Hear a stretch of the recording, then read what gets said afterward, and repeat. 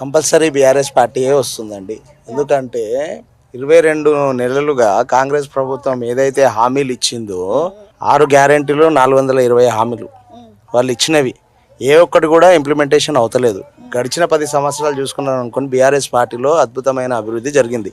బోరాబండ ప్రాంతాన్ని జూబ్లీస్ నియోజకవర్గంలో బోరాబండ ప్రాంతంలో 130 కోట్ల అభివృద్ధి చేసింది బీఆర్ఎస్ పార్టీయే గడిచిన 10 సంవత్సరాల్లో.